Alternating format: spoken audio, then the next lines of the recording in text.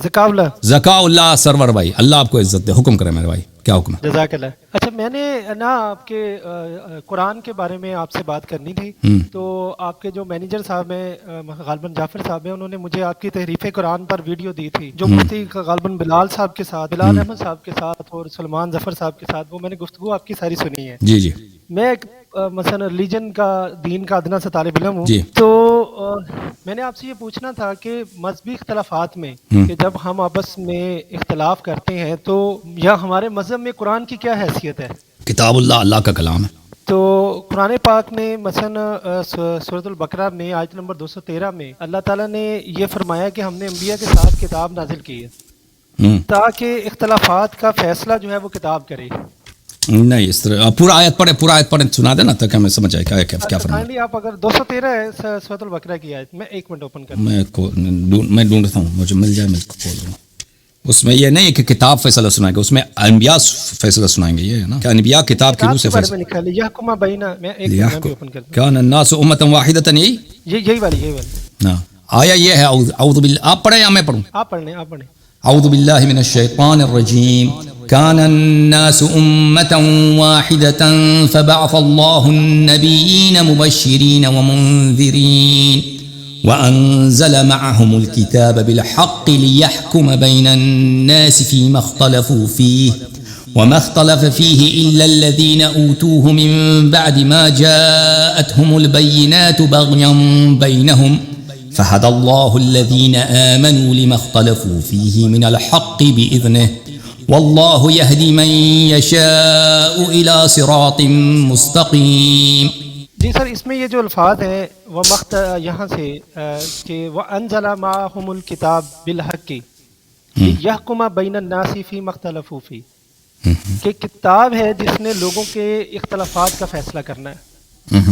تو کیا آپ بھی قرآن کی لیحکمہ میں نہیں سمجھتا، لیحکمہ کا ضمیر کتاب کی طرف جاتا ہے، اللہ کی طرف جاتا ہے، اللہ حکم فیصلہ سنائے گا۔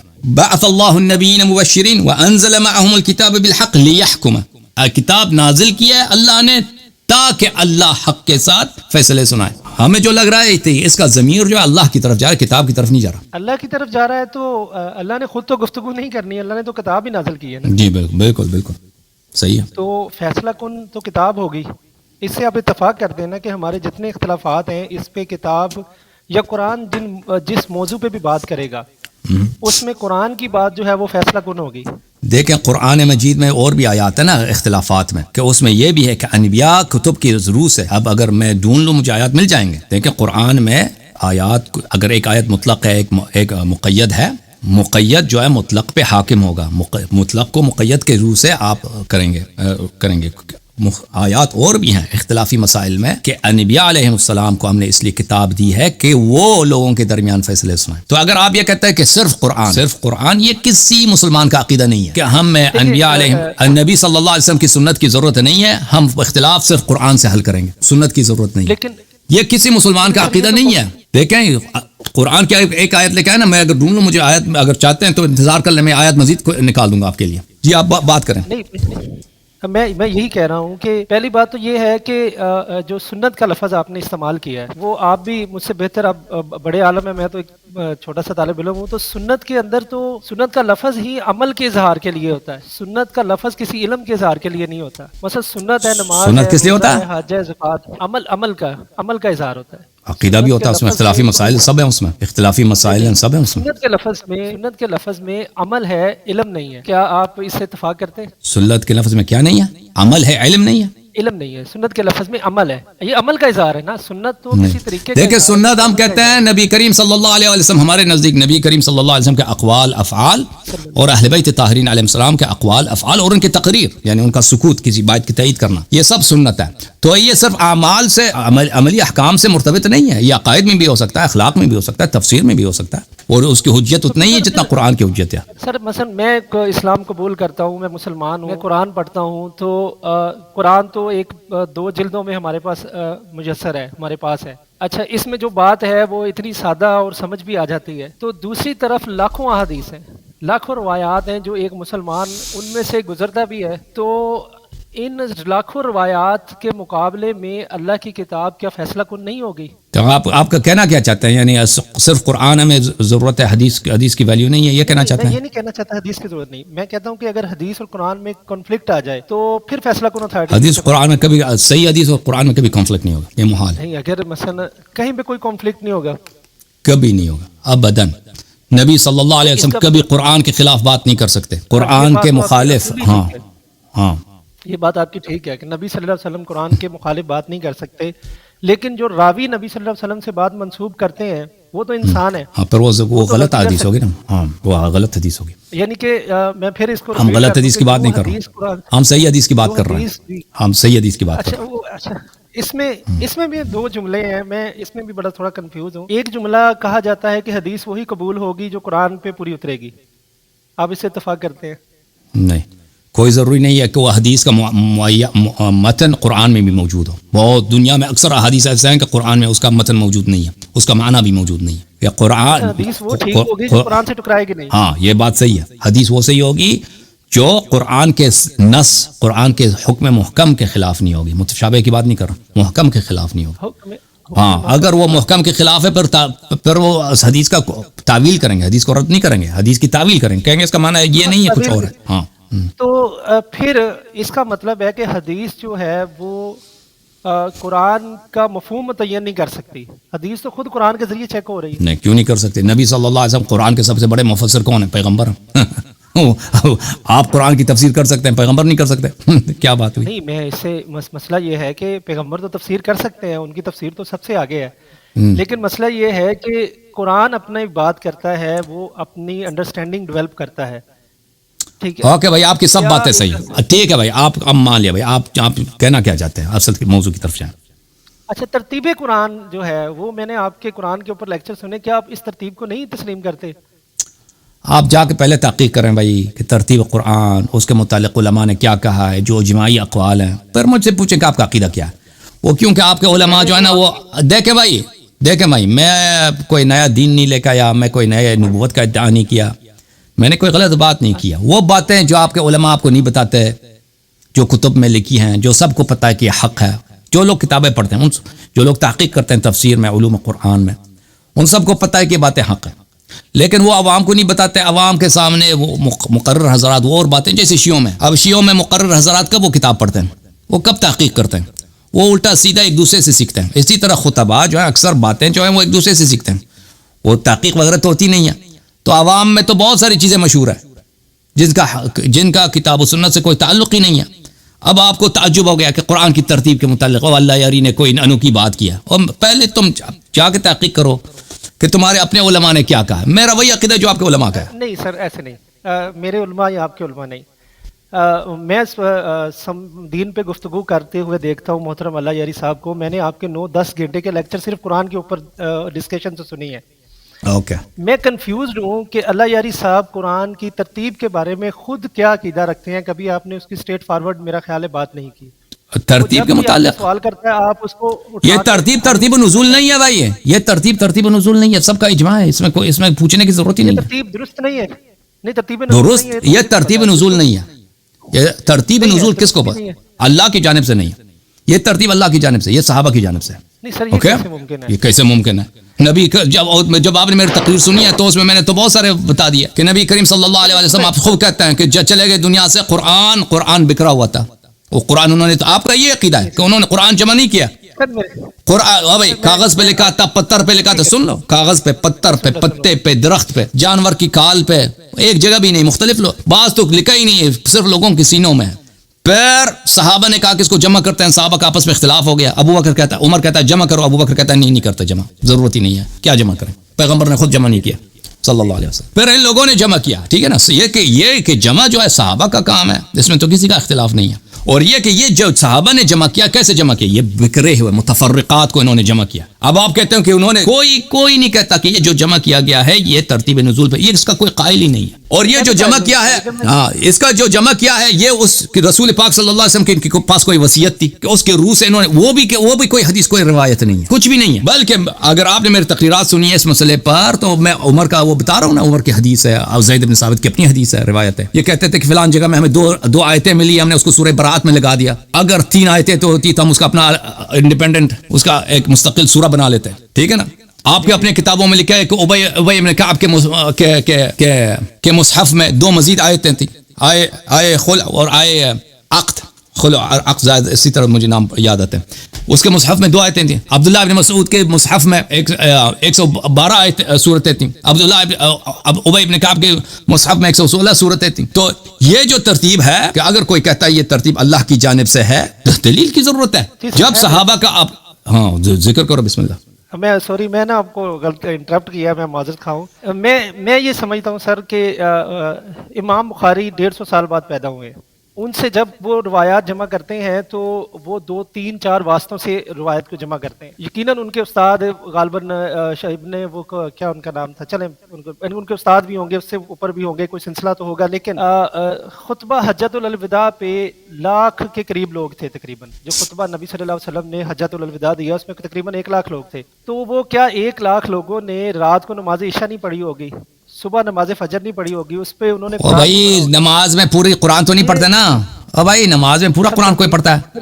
اور کوئی 1-2 آیت او بھائی سورہ فاتحہ پڑھتے ہیں پہلی رکعت میں سورہ فاتحہ کے بعد ایک دوسرا سورہ پڑھتے ہیں اور وہ بھی مستحب ہے آپ کو پتہ ہے کہ امام جماعت کو ہمیشہ چھوٹی صورتیں پڑھنا چاہیے جو کم سے کمزور ترین آدمی ہے اس کا خیال رکھنا چاہیے اوکے میں نہیں کہتا مثلا سورہ قل واللہ احد کی یہ جو ترتیب ہے اللہ کی جانب سے نہیں ہے یا سورہ یہ جو چھوٹے صورتیں ہیں لیکن اس کا یہ کہنا کہ پورے قرآن میں جتنے صورتیں ہیں لیکن 2 مختلف باتیں ہیں قرآن مجید میں اگر آپ کہتے ہیں کہ وہاں پہ حج کی حالت میں رسول پاک صلی اللہ علیہ وسلم لمبی صورتیں پڑھتے تھے چلو اگر انہوں نے پڑھا بھی ہے تو اس کا مطلب یہ نہیں ہے کہ انہوں نے جماعت میں اگر لمبی صورتیں بھی سب نے اس کو یاد کیا حفظ کیا آپ کتنی دفعہ جاتے ہیں تراویح آپ نے کتنی دفعہ پڑھی ہے ساری زندگی آپ نے ہمیشہ پڑھی آپ کو قرآن حفظ ہو گیا ہر سال آپ اتنے تراویح لوگ پڑھتے ہیں ایک آدمی ہے اس کی عمر 70 سال ہے 60 سال سے وہ تراویح جاتا ہے رمضان پورے قرآن بار وہ سنتا ہے اس کو حفظ ہو جاتا ہے یہ کیا مسخرہ ہے اگر پیغمبر نے لمبی صورتوں کو پڑھی بھی ہے نماز میں مثلا سورہ آل عمران سورہ احزاب فلان یہ صحابہ کو سننے سے یاد ہو جائے یہ انسان کو یاد نہیں ہوتا اس طرح بھائی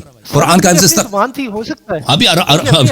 ابھی عرب لوگ ہیں نا ابھی دنیا میں عرب ہے یہ کس سے ابھی ایک حدیث بھائی صاحب آپ کے پاس دیکھیں آپ کے علماء دیکھیں جھوٹ کہنا اور لوگوں کو غلط باتیں بتانا یہ ان کا شیوا ہے وہ کہتے ہیں صحابہ کو قرآن حفظ تھا آپ مجھے ایک حدیث دکھائیں کہ ایک صحابی کو قرآن حفظ تھا چھوڑیں سب صحابہ کو ایک صحابی کو قرآن حفظ تھا سر مولا علی علیہ السلام کو قرآن حفظ تھا وہ صحابہ وہ اس کی بات الگ ہے آپ لوگوں نے آپ نے امیر المؤمنین علی علیہ السلام سے قرآن نہیں لیا آپ نے ان سے دین کا کوئی حصہ ہی نہیں لیا ان کو چھوڑ دیں آپ کہتے ہیں عمر کو قرآن حفظ تھا زید بن ثابت کو یہ قرآن جو جمع کرنے کی جو کام ہے نا یہ اس میں امیر المؤمنین علیہ السلام شریک نہیں تھے یہ جو سرکاری قرآن ابو بکر عمر نے جمع کیا اس میں امیر المؤمنین علیہ السلام شریک نہیں تھے اس کو آپ شامل نہ کریں آپ صحابہ کی بات ہو رہی ہے آپ کے علماء جو یہ مشہور کراتے ہیں نا جھوٹ مشہور کرا صحابہ سب حافظ قرآن تھے آپ ایک صحابہ کا ثابت کریں کہ حافظ قرآن کو اپنی کتابوں سے بخاری مسلم ترمذی مسند احمد سے ثابت کریں کچھ ہے بھی نہیں ایسے ہی مشہور کرا دیا کہ صحابہ حافظ مولا علی علیہ السلام حافظ قرآن تھے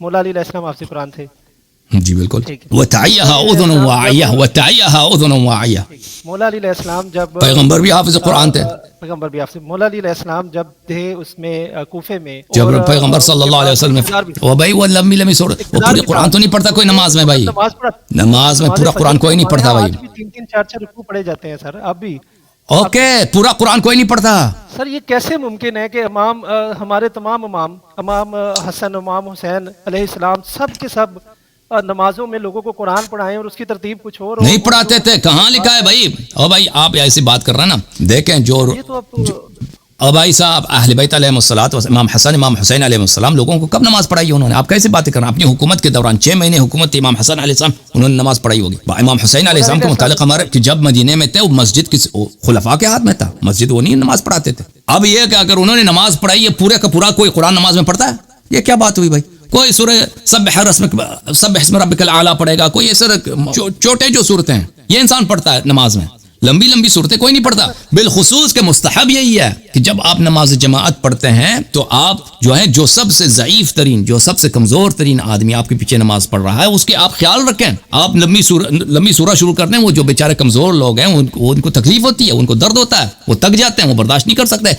45 منٹ آپ جو ہے وہ سورہ آپ کا ختم نہیں ہو رہا، اور آپ نے مثلا 2 رکعتیں پڑھانی، ہر رکعت جو ہے آپ 1 گھنٹے کی. لوگ اس طرح نماز نہیں پڑھ سکتے بھائی، یہ اسلام کے حکم کے خلاف ہے. پھر آپ اس سے پورا قرآن ثابت کرنا چاہتے ہیں، اور یہ استدلال اتنا کمزور ہے، اس استدلال آپ کا اتنا کمزور ہے بھائی. اگر آپ لوگوں کے پاس ہوتا نا قرآن کے کامل ہونے کی کوئی محکم دلیل ہوتی نا، وہ کیوں نہیں لاتے بھائی؟ وہ کیوں دلیل نہیں لاتے؟ کوئی قرآن کی آیت لے کے آؤ، کوئی حدیث پیغمبر صلی اللہ علیہ وسلم لے کے آؤ، صحابہ کے اقوال لے کے آؤ کہ قرآن کامل ہے. وہ تو تمہارے پاس ہے نہیں، کچھ بھی نہیں ہے. بات یہ ہے کہ پاکستان کی ایک دور دراز مسجد میں ایک شخص کے پاس قرآن ہے، امریکہ میں بیٹھے ہوئے اللہ یاری صاحب کی ٹیبل پہ جو قرآن ہے، مصر میں جو دور دراز مسجد میں جو قرآن ہے، یہ قرآنوں کو جلانے کی بات ہے. یہ پیغمبر صلی اللہ علیہ وسلم کے زمانے کی بات نہیں ہے.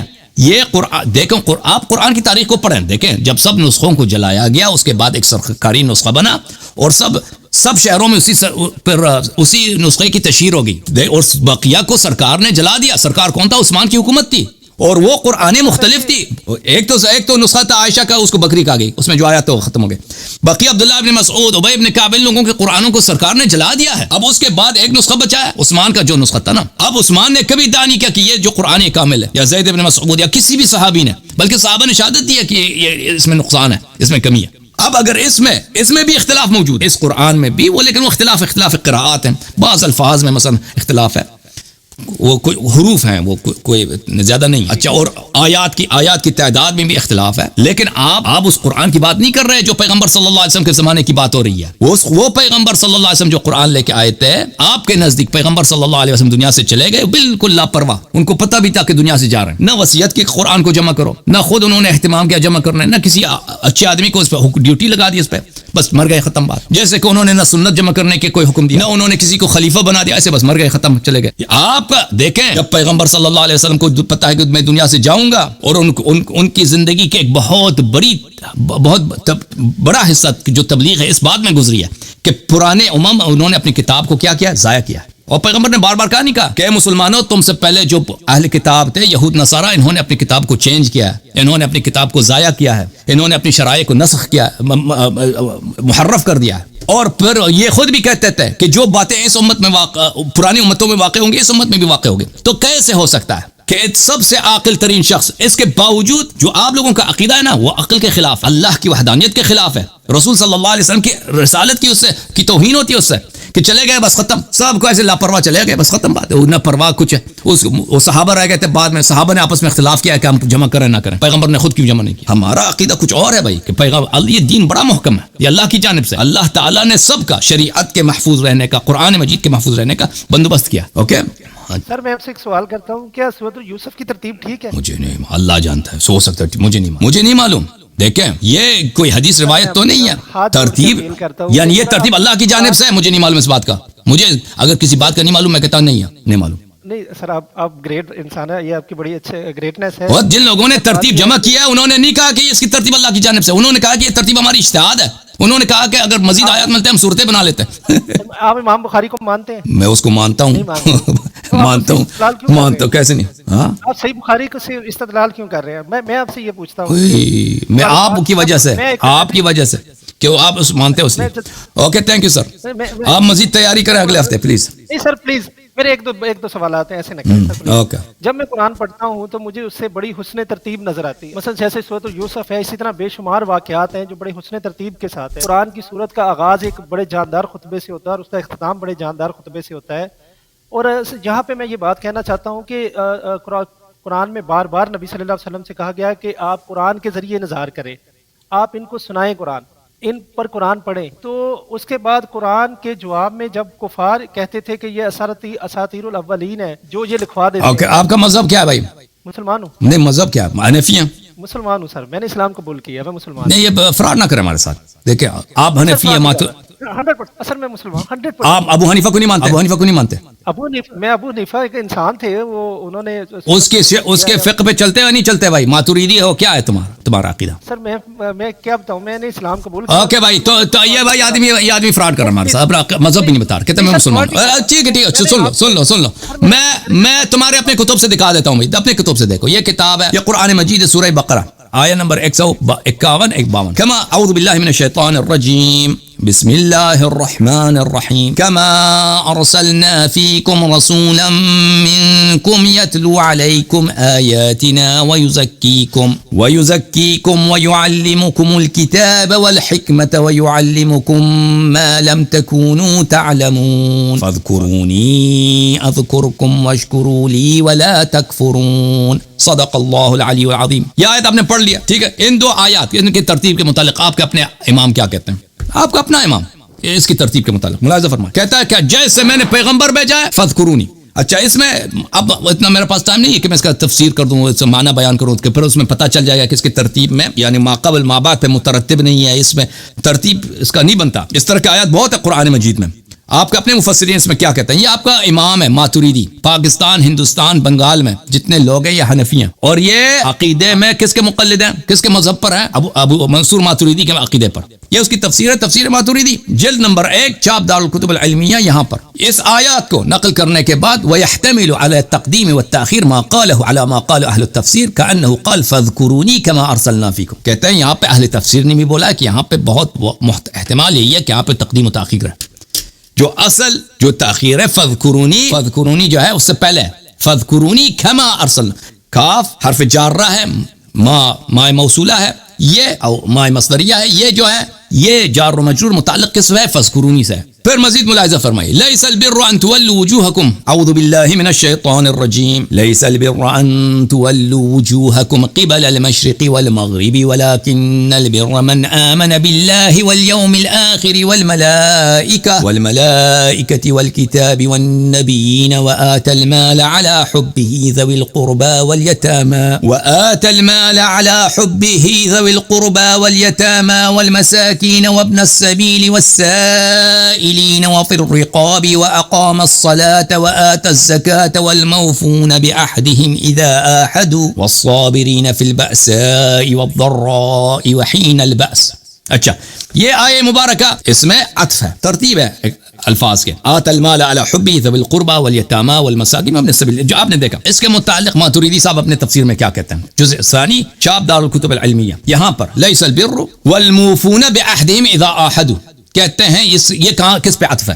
ملاحظہ فرمائیے. فی الآیت تقدیم و تاخیر, اس پہ احتمال بھی نہیں کہتے, اس میں کہتے ہیں ایسا ہے, اس آیہ میں تقدیم و تاخیر ہوا. ایک ہی آیہ میں آیات کی ترتیب بات نہیں, آیہ کے الفاظ میں ترتیب ہو رہے کہ اس میں گڑبڑ ہو گئی ہے. السائلین وفی الرقاب والصابرین علی هذا یخرج حرف ابن مسعود رضی اللہ والموفین بعہدہم. ٹھیک ہے نا, آیہ میں تاخیر و تبدیل ہے کہ عبداللہ بن مسعود کے قرآت میں والموفین, وہ بھی جر کے ساتھ. اس طرح بہت زیادہ مختلف آیات ہیں اس کے متعلق, اس کے کتاب میں بہت زیادہ ہے. ماتوریدی صاحب جو آپ کا امام ہے, عقیدے میں آپ لوگ اس کے مقلد ہو, الامام الماتوریدی, سب احناف ماتوریدی کے مذہب پر ہیں. آپ نہیں ہیں, آپ ایک انڈیویجول ہیں. پورا پاکستان کی بات کر رہا ہوں, پورا ہندوستان کی بات کر رہا ہوں, بنگال کی بات کر رہا ہوں. سر قرآن کے حوالے سے تو سر آپ بھی انڈیویجول ہیں, قرآن کی ترتیب کے حوالے سے تو جو ترتیب کے متعلق یہ آپ کے اپنے علماء کے اقوال ہیں. اچھا, میں مزید آپ کو دکھاؤں. یہ انسان ہے, یہ ان پہ وحی نہیں اترتی تھی سر. میں آپ سے اوکے بھائی صاحب, تھینک یو سر. آپ پہ وحی اتر رہی مکہ میں قرآن سنایا کرتے تھے. یا سر آپ یہ کہنا چاہتے ہیں کہ محمد رسول اللہ صلی اللہ علیہ وسلم تو قرآن نہیں دے سکے, تو امام مہدی آ کے قرآن دیں گے, تو پھر ان میں سے بڑا لیڈر کون ہوا؟ سر یہ تو بڑی زیادتی کرتے ہیں آپ.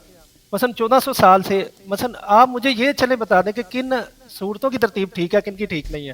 ابھی آپ نے کہا کہ چھوٹی صورتوں کی ترتیب ٹھیک ہے. اب مجھے نہیں معلوم بھائی, یہ دلیل مانگتا ہے نا, یہ دلیل مانگتا ہے بھائی. سر یہ دلیل مانگتا ہے, مجھے نہیں معلوم بھائی, یہ دلیل مانگتا ہے. میرے پاس دلیل نہیں ہے. ہزاروں لوگ نمازوں میں قرآن بھائی صاحب کہ ترتیب نزول کیا ہے, تو وہ میں وہی آپ کو جواب دوں گا. ترتیب نزول کا جو اکرمہ نے اس کو دے دیا, محمد ابن سیرین کو دے دیا, کہ اس نے کہا, ابن سیرین نے کہا کہ جن و انس جمع ہو جائیں, ترتیب نزول پہ قرآن جمع نہیں کر سکتے, کیونکہ وہ علم ضائع ہو چکا ہے. ٹھیک ہے نا, ترتیب نزول کون تھا؟ میرے پاس یہ علم نہیں ہے. اگر میرے پاس ہوتا تو میں اللہ کا حجت ہوتا. اوکے, سمجھ میں آئی نا بات آپ کو؟ صلی اللہ علیہ وسلم نے نہیں کہ آج بھائی آپ کے پاس دین ناقص پہنچا ہے, بھائی آپ کے پاس دین ناقص ہے, آپ کے پاس کچھ بھی نہیں ہے. کیسے خالص دین؟ تو اگر اسلام ناقص ہے، آپ کے پاس کچھ بھی نہیں ہے، کچھ بھی نہیں ہے آپ کے پاس. توحید آپ کا ناقص ہے، رسالت پہ ایمان آپ کا ناقص ہے.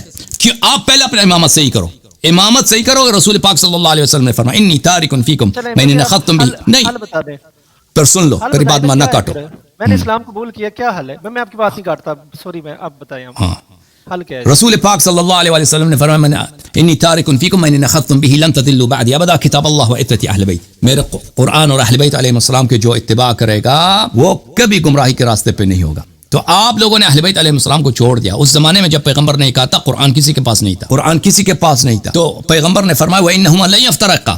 پیغمبر صلی اللہ علیہ وسلم نے یہ بھی بتایا تھا کہ قرآن کن سے لینا ہے؟ اہل بیت طاہرین علیہم الصلوۃ والسلام. اہل بیت علیہم الصلوۃ والسلام کی اتباع کرو گے تو قرآن بھی ملے گا، سب کچھ ملے گا آپ کو. Thank you sir. اب دوسروں کو باری ہے، دے دو. Thank you, thank you.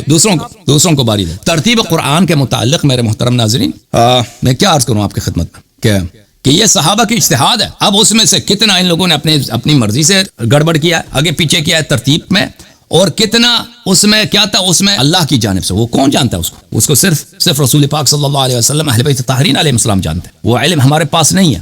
بعض جگہوں پر مثلا بعض آیات میں اس میں واضح طور پہ پتہ چل جاتا ہے کہ یہاں آگے پیچھے ہو گئے. اس میں آپ کے علماء خود انہوں نے وہاں پہ ان لوگوں نے کیا ہے، انہوں نے واضح طور پہ اس بات کی طرف تصریح کیا. مثلا ملاحظہ فرمائیے کتاب تاویلات اہل السنہ، وہی کتاب تفسیر ماتوریدی، ابو منصور ماتوریدی کی جو کتاب ہے جز نمبر 2 میں، وہ کس آیت کے متعلق بات کر رہا ہے؟ سورہ آل عمران کے آیت نمبر 72 اور 73 میں وقالت طائفۃ من اہل الکتاب. اچھا، یہاں پہ تفسیر ماتوریدی میں ہم آپ کو لے کے چلیں گے صفحہ نمبر جلد نمبر 2 صفحہ نمبر 405 میں. یہاں پر قل ان الہدی ہدی اللہ ان یؤتی احد مثل ما اوتیتم هو على التقدیم والتاخیر. قول ان یؤتی احد مثل ما اوتیتم كان على اثر قوله لا ولا تؤمن الا لمن تبع دينكم. یہ آیت میں تاخیر تقدیم ہے، یہ اس کے پیچھے ہے لیکن اس کے آگے آ گیا. یہ تقدیم تاخیر کس نے؟ صحابہ نے کیا. یہ آپ کا اپنا امام ماتوریدی کہہ رہا، تم اس سے جا کے لڑو نا، اللہ یاری. اب آپ کے اپنے علماء ان باتوں کو آپ سے چھپاتے ہیں، وہ اس بات ہی نہیں کرتے، اس میں میرا کیا قصور ہے؟